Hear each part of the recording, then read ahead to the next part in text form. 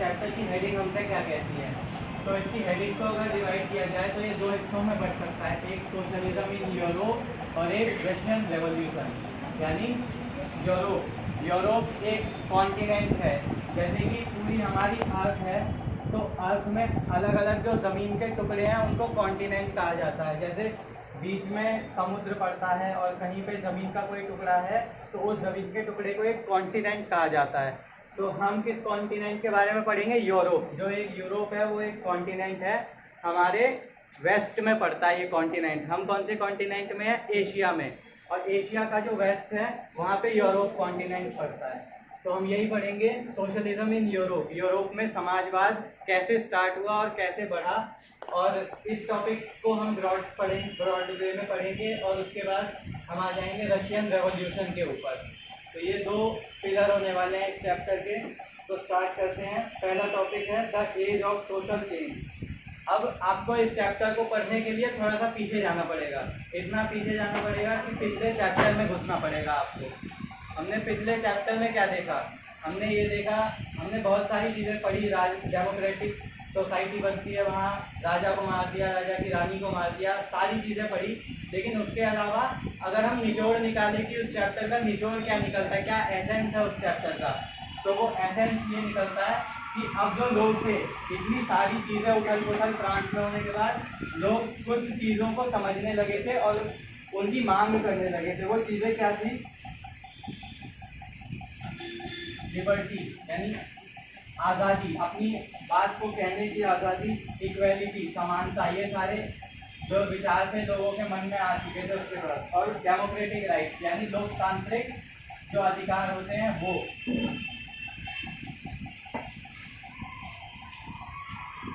इन सारी चीज़ों से अब लोग जो थे वो परिचित हो चुके थे, वो इन चीज़ों को जान चुके थे फ्रेंच रेवोल्यूशन के बाद। और अब ऐसा होता है कि जब आप जानने लगोगे तो उस चीज़ को मांगने लगोगे। अगर आपको कोई बीमारी है और आपको सामने दिख रहा है कि हाँ ये इसका इलाज है, हम इससे ठीक हो सकते हैं। वैसे ही रशिया में लोग मोनार्की से परेशान थे। फ्रांस में मोनार्की यानी राजा का जो सिस्टम था वो हटता है, और रशिया में अभी भी राजा का सिस्टम था और लेट 1917 तक चलता है ये जो मोनार्की होती है वहाँ पे। और लोग इन सारी चीज़ों को जानने लगे थे कि इनका स्वाद कैसा होता है। अब लोग जब जानने लगेंगे तो इन चीज़ों को मांगने लगेंगे। वहाँ पे लोग डिस्कस करते थे कि हाँ हो सकता है कि पॉसिबिलिटी है, संभावना है ये सारी चीज़ें हमारे देश में भी आए। और इन सारी चीज़ों के बारे में लोग विचार करते थे एक दूसरे से, और धीरे धीरे ये आइडिया पूरे रशिया में फैलने लगा समाजवाद का। लेकिन अब ये होगा कैसे? ये सारी चीज़ें अगर उन्हें चाहिए तो उन्हें चेंज लाना पड़ेगा, बदलाव। यानी जो मोनार्की है, राजा का जो सिस्टम है, राजा का नाम था सार निकोलस II। उस वक्त जो रशिया के राजा थे उन्होंने सोचा ये सारी चीज़ें चाहिए तो हमें मोनार्की को हटाना पड़ेगा और चेंज लाना पड़ेगा रशिया में। लेकिन जो चेंज आएगा, उस चेंज लाना है, लेकिन जो चेंज आएगा रशिया में उसके लिए भी सबके अलग अलग ओपिनियन। कुछ लोग कहते थे कि ऐसा नहीं है कि चेंज आज आ जाए, उसको फांसी दे दो, एक दिन में ही चेंज ला दो, ऐसा नहीं। कुछ लोग चाहते थे कि चेंज धीरे धीरे आए। कुछ लोग चाहते थे कि नहीं, राजा को आज ही फांसी पर चढ़ा दो, सब डेमोक्रेटिक तरीके से रूल करने लग जाएंगे। ऐसे लोगों को कुछ ऐसे लोग थे, और कुछ ऐसे लोग थे जो नहीं चाहते थे कि चेंज ना आए। तो ये तीन तरीके के लोग थे जो चेंज की डिमांड कर रहे थे, और उनके डिमांड की जो वैल्यू थी वो भी अलग अलग थी। अलग अलग तरीके से वो बदलाव चाहते थे रशिया में। तो ये हमारा पहला टॉपिक था, the age for social change, कि सोशलिज्म था वो कैसे वहाँ पे शुरू हुआ, लोगों के बीच में कैसे डिस्कशन हुआ। और अब हम अपनी बुक के जो टॉपिक नंबर 2 है, लिबरल्स, रेडिकल्स एंड कंजर्वेटिव्स, इस टॉपिक पे आते हैं। जैसा कि हमने पिछले टॉपिक में पढ़ा कि जो रशियन सोसाइटी थी उसमें अलग अलग लोग थे जो अलग अलग तरीके से चेंज चाहते थे। तो उन अलग अलग लोगों को हम 3 जगह में डिवाइड कर सकते हैं। पहले आते हैं हमारे पास लिबरल्स, जिन्हें उदारवादी बोलेंगे। इन्हें कहेंगे हम उदारवादी। और उसके बाद आते हैं रेडिकल्स, और तीसरा जो वर्ग था वो था कंजर्वेटिव्स का, रूढ़िवादी। ये कंजर्वेटिव थे जो प्रो सारिस्ट थे, जो सार निकोलस II था, जो उनके सपोर्टर थे, उनसे जुड़े हुए लोग थे। अब हम पढ़ेंगे कि इनके क्या क्या अलग अलग तरीके के आइडियाज़ थे। जो लिबरल्स थे उनका मानने का तरीका था equality among religions and Nations should tolerate all religion, यानी जो धर्म है सभी धर्मों में समानता हो, और जो गवर्नमेंट है यानी जो सार निकोलस II है वो सभी धर्मों को एक रूप से प्रमोट करें। यानी ये किसकी बात कर रहे हैं? ये बात कर रहे हैं सेक्युलरिज्म की, यानी हर धर्म को एक नज़र से देखा जाए, किसी को ऊपर नीचे कंसिडर ना किया जाए। उसके बाद इनकी अगर हम दूसरी विचारधारा देखें तो opposed the uncontrolled power of dynastic ruler. जो लिबरल्स थे उनका मानना ये भी था कि जो डायनेस्टिक रूलर है, डायनेस्टिक का मतलब समझो, डायनेस्टिक का मतलब अगर सिंपल वे में समझाऊं तो ये सर्कल, कहानी जहाँ से शुरू होती है वो चलती ही रहती है और वहीं पे ख़त्म होती है। राजा था, उसका बेटा, उसका पोता, उसका बेटा, और ऐसे करके मोनार्की ही चलती रहती है। तो जो लिबरल्स थे उनका मानना था ये जो डायनेस्टिक सिस्टम है जो हमेशा चलता ही रहता है, इसे ख़त्म किया जाना चाहिए और राजा की अनकंट्रोल्ड पावर को भी ख़त्म किया जाना चाहिए, राजा की पावर पे चेक लगाना चाहिए इन्हें।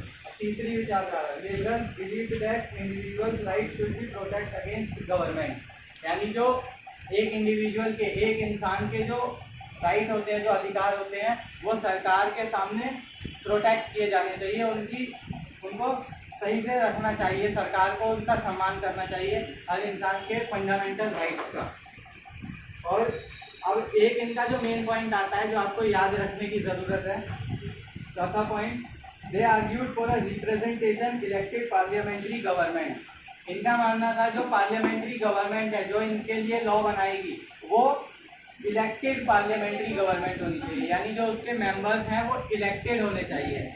लेकिन अब देखो ये डेमोक्रेसी की बात कर रहे हैं कि ये जो पार्लियामेंट्री गवर्नमेंट होगी ये इलेक्टेड होनी चाहिए, लोग इन्हें इलेक्ट करें, लेकिन फिर भी इन्हें डेमोक्रेट्स नहीं कहा गया। अब डेमोक्रेट्स कौन होते हैं? जो वन वोट वन वैल्यू और वन पर्सन की चीज़ में विश्वास रखते हैं। इन्होंने इलेक्टेड पार्लियामेंट्री गवर्नमेंट की बात की, कानून बनाने वाली बॉडी इलेक्टेड होनी चाहिए, फिर भी ये डेमोक्रेट्स नहीं कह रहे। अब हम यही पढ़ेंगे, however they were not called the Democrats. Why? Because they did not believed in universal adult franchisee and wanted only men with property should have right to vote. अब ये टर्म क्या है? एक नया टर्म आता है, ये आपको याद रखना होगा, यूनिवर्सल अडल्ट फ्रेंचाइजी।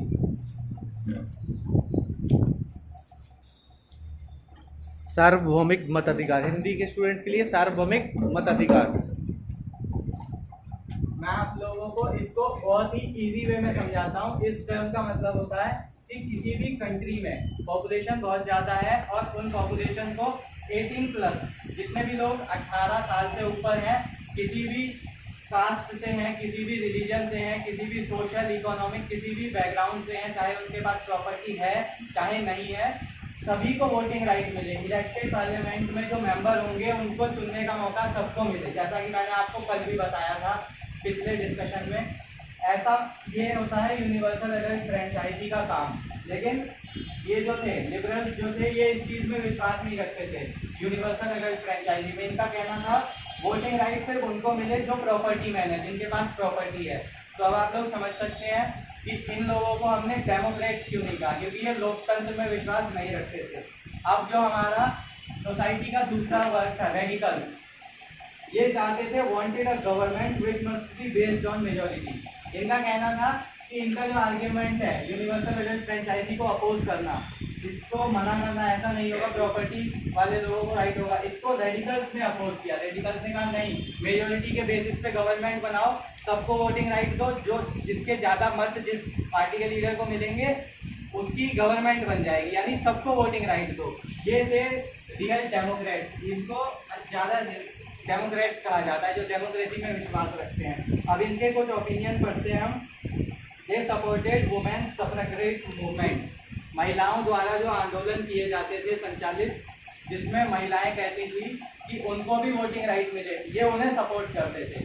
तो अब जब ये महिलाओं के बारे में सोच रहे हैं तो दिखती बात है कि ये जो सोसाइटी का छोटा लोअर स्ट्रेटा है उसके बारे में भी सोचेंगे। तो इन्होंने महिलाओं द्वारा संचालित आंदोलनों को भी सपोर्ट किया। अब तीसरा point, they opposed the privileges of great land owners and wealthy factory owners. अब इन्होंने जो ग्रेट लैंड ओनर्स थे, जो बड़े जमींदार थे और वेल्दी अमीर दौलतवान फैक्ट्री ओनर्स थे, उनके प्रिविलेजेस को भी अपोज किया। सोशलिज्म की बात करते हैं। सोशलिज्म का आइडिया मैंने आपको कल दिया था।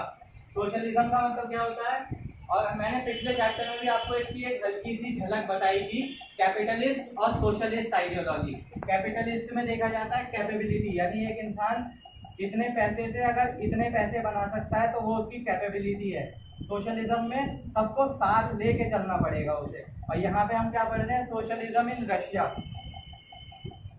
तो इन्होंने सोशलिज्म की बात की कि जिन लोगों के पास ज़्यादा प्रॉपर्टी है वो अपने आप को गरीबों से ऊपर कंसीडर करेंगे और अपने आप को ऐसा समझेंगे कि हमारे पास अथॉरिटी है, हम इसे दबा सकते हैं।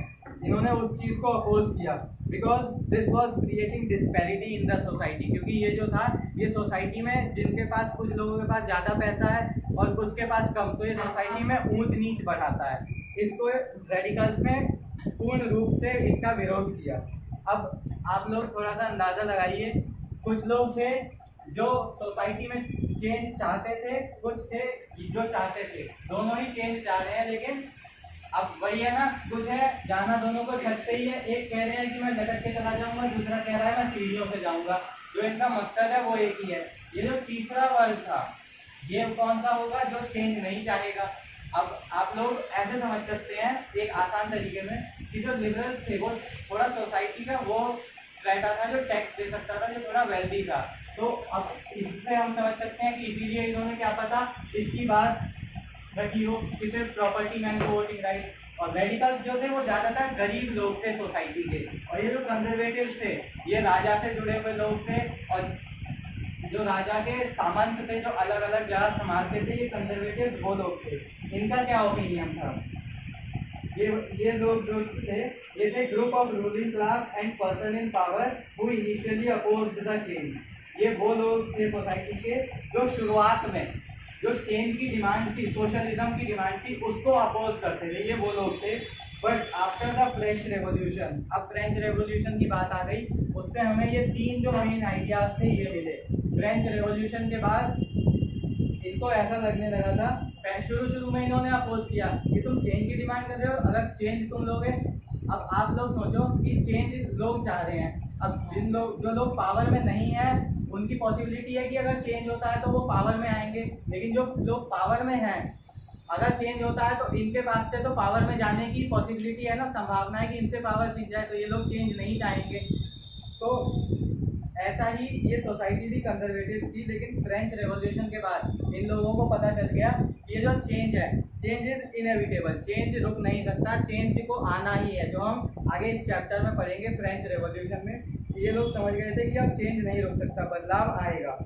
लेकिन इन लोगों ने फिर एक आर्ग्यूमेंट दिया, but they believe that the past has to be respected and change has to be brought about through a slow process. यानी अब आप लोग इस टर्म को थोड़ा सा ध्यान से समझिए। दे बिलीव, उनका मानना था कि जो उनका पास्ट है, एक टाइम ऐसा था जब रशिया में राजा का रूल था, उनका मानना था कि अगर आप चेंज लाते हो तो चेंज लाओ, चेंज तो अब रुक नहीं रहा है, आप कह रहे हो चेंज चेंज चेंज तो आएगा ही, बदलाव आएगा ही। लेकिन जो उनके राजा थे उनकी रिस्पेक्ट की जानी चाहिए कि हाँ रशिया में राजा का रूल हुआ करता था। ऐसा नहीं कि चेंज आ गया तो आप राजा की रिस्पेक्ट ही नहीं कर रहे हो, राजा को कुछ भी कह के भाग जा रहे हो, ऐसा कर रहे हो। और जो चेंज है ऐसा, अब इन्होंने थोड़ा सा लिबरल्स का सपोर्ट में कहे कि जो चेंज है वो एक स्लो प्रोसेस के दौरान आना चाहिए, धीरे धीरे चेंज आना चाहिए। ये थे कंजर्वेटिव के आइडियाज।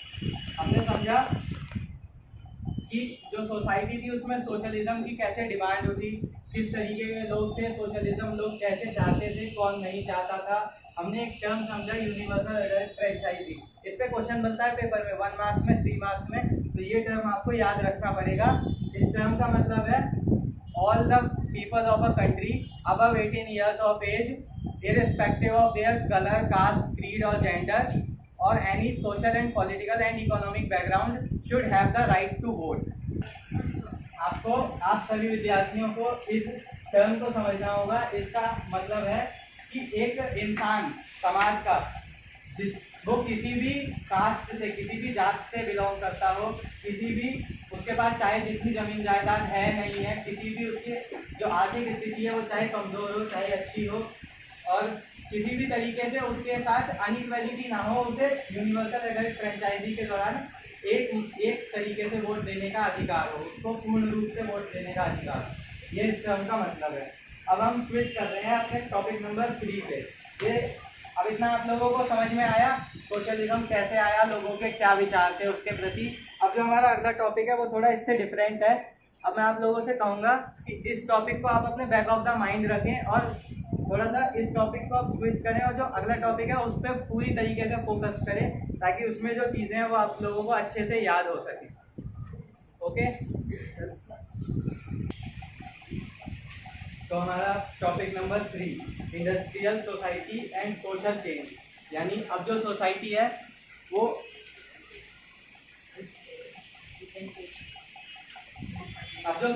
वो कैसी बनेगी, औद्योगिक समाज और सामाजिक परिवर्तन, यानी industrial society and social change. अब इस टॉपिक को शुरू करने से पहले हम ये समझेंगे सोसाइटी वॉज चेंजिंग। उस समय जो 19वीं सेंचुरी में सोसाइटी बदल रही थी। अब कैसे बदल रही थी, सोसाइटी में सोशो और इकोनॉमिक चेंज हो रहे थे।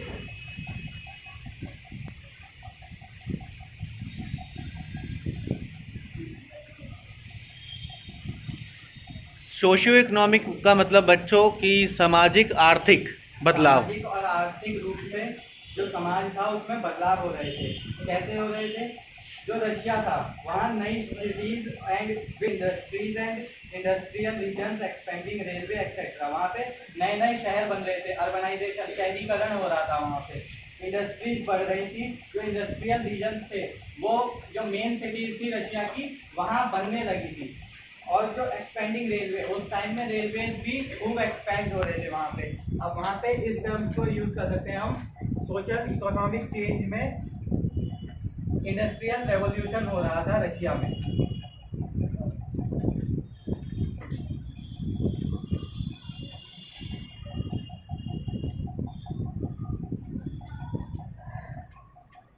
Industrial revolution. लेकिन अब आप लोगों समझ सकते हो कि जब इंडस्ट्री बढ़ेगी, शहर की जो रशिया है उसकी इकोनॉमी अच्छी होगी, वहाँ पे पैसा आएगा, देश में देश का विकास होगा। लेकिन इंडस्ट्रियल रिवॉल्यूशन की वजह से बहुत सारी दिक्कतें भी आई लोगों के सामने, जैसे कि however this brought many problems with it। ये जो इंडस्ट्रियल रेवोल्यूशन था ये अपने साथ कई गंभीर समस्याओं का भी सामना करना पड़ा इसकी वजह से वहाँ के जो लोग थे उन्हें। Therefore, क्या समस्याएं थी, इंडस्ट्री बढ़ेगी, इंडस्ट्री किसी एक इंसान ने लगाई है। अब वो तो काम करेगा नहीं सुपरमैन की तरह कि हर मशीन को चला रहा है जा जाके, उसको क्या चाहिए रहेंगे, उनको वर्कर चाहिए रहेंगे। तो लॉन्ग वर्किंग आवर्स, यानी जो वर्कर से काम करवाया जाता था, जैसा कि मैंने आपको पिछले चैप्टर में भी इसकी झलक दी थी। लॉन्ग वर्किंग आवर्स होते थे, 15 घंटे 16 घंटे वर्कर से काम करवाया जाता था, सिर्फ सोने का टाइम। उसके बाद वेजेस, काम ज़्यादा करवाया जा रहा है लेकिन वेजेस जो थी उनकी वो कम देते थे, कम पैसे देते थे। इस वजह से खाने की कमी, इतनी कमी थी कि कोई इंसान अच्छा खाना खरीद के नहीं खा पा रहा था। अनएम्प्लॉयमेंट, और इसी के साथ अनएम्प्लॉयमेंट यानी बेरोजगारी भी बहुत ज़्यादा थी वहाँ पे। ये एक दिक्कत इंडस्ट्रियल रेवोल्यूशन में।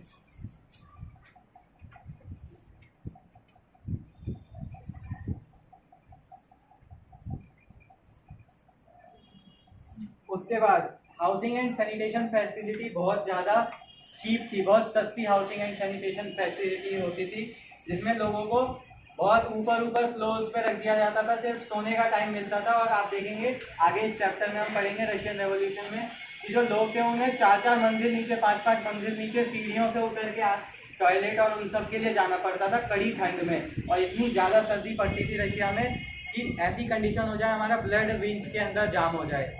ये सारी जो प्रॉब्लम्स थी, ये सारी प्रॉब्लम्स वर्कर्स को फेस करनी पड़ती थी।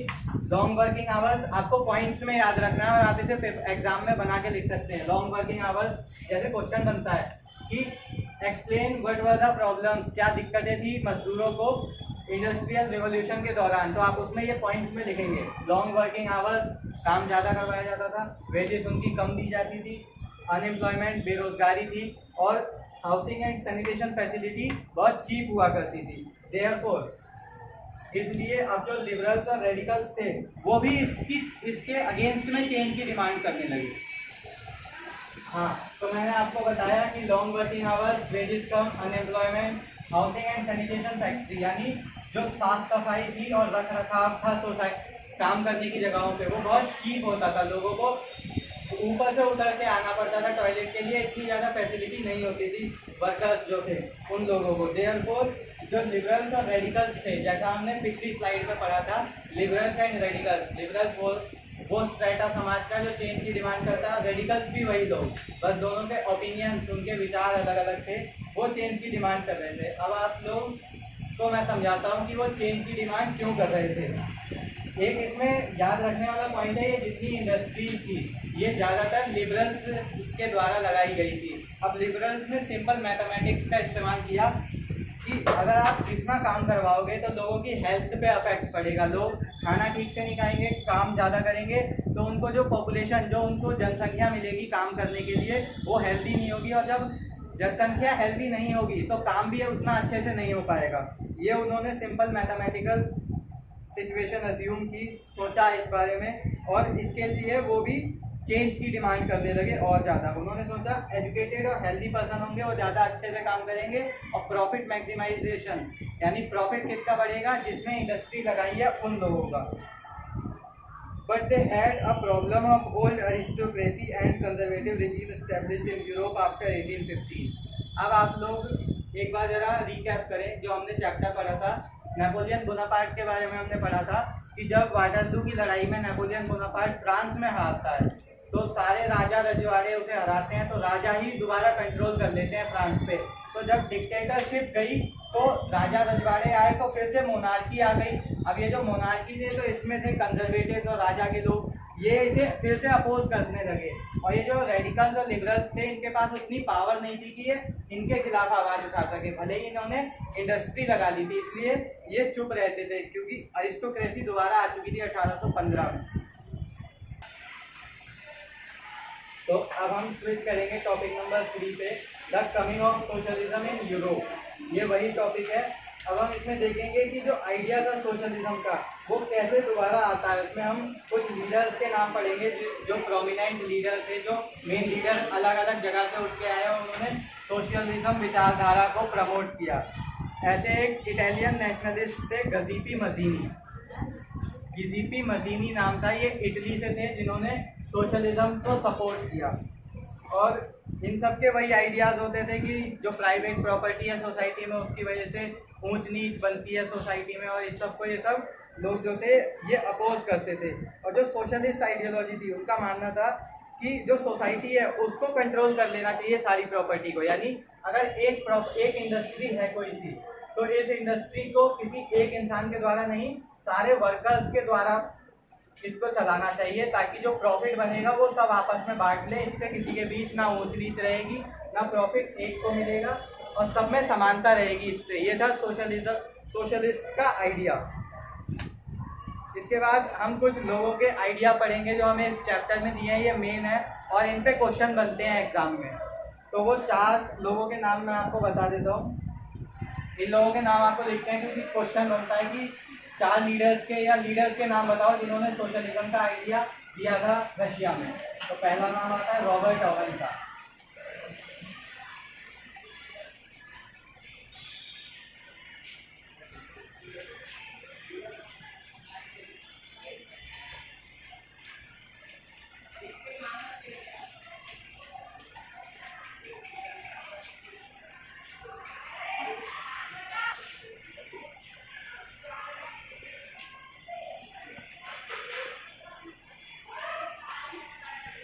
आप लोग चाहें तो इसे नोट भी कर सकते हैं क्योंकि ये क्वेश्चन बहुत इंपॉर्टेंट हो जाता है एग्जाम के पर्सपेक्टिव से।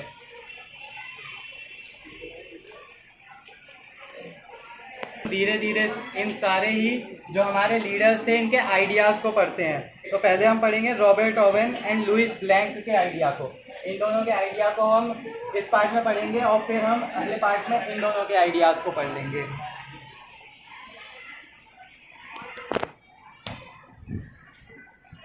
रॉबर्ट ओवन, इनका सारे लोगों का आइडिया तो लगभग सेम ही रहता था कि एक को हटाना है सबको बिठाना है, ऐसा आइडिया रहता था इनका।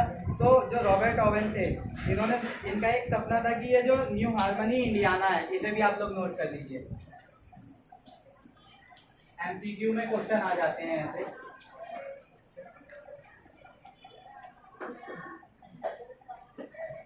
इनका एक इन्होंने एक सपना देखा था कि ये अमेरिका में एक जगह है, यहाँ मैं जाऊँगा और एक इंडस्ट्री खोलूँगा जहाँ जो वर्कर्स होंगे वो आपस में काम करेंगे और प्रॉफिट को बांट लेंगे। ये था रॉबर्ट ओवेन का आइडिया। इन्होंने इसमें कोऑपरेटिव्स की बात की।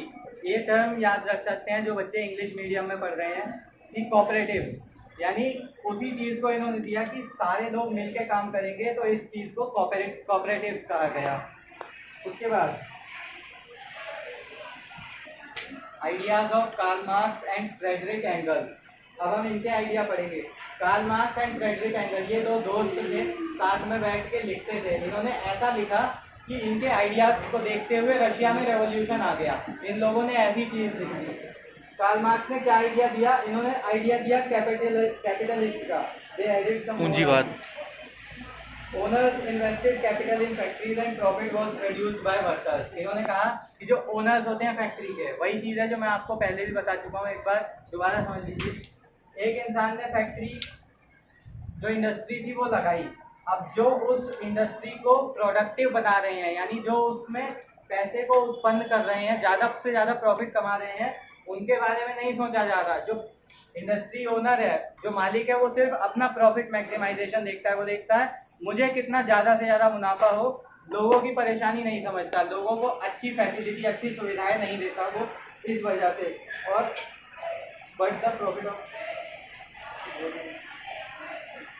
वही चीज़ उन्होंने बताई कि वेलफेयर ऑफ पीपल, लोगों की भलाई के लिए ये इंडस्ट्रियलिस्ट मिलते ये सोचते हैं इनको बस एक्सप्लॉइट करें, इनका खून चूस सके जितना हो सके, इनसे काम निकलवा लिया जाए जितना ज़्यादा हो सके।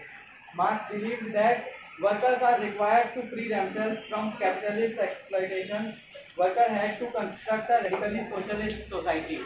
उन्होंने कहा वर्कर्स इन सबको उठा के फेंक दे और खुद पूरी इंडस्ट्री को संभाले। इस चीज़ को लोग पढ़ने लगे। अब इसे कनेक्ट करो सोशलिज्म इन यूरोप से। इस आइडिया को लोगों ने सोचा कि हाँ, चेंज हो सकता है कि हम इंडस्ट्रियलिस्ट को हटा दें और खुद सोसाइटी को अरेंज करें अच्छी तरीके से, और हम देख लें सोसाइटी में क्या परेशानियाँ हैं, उसके प्रति हम कदम उठाए अपने। ये लोगों के मन में विचार अब आने लगे थे। अब हम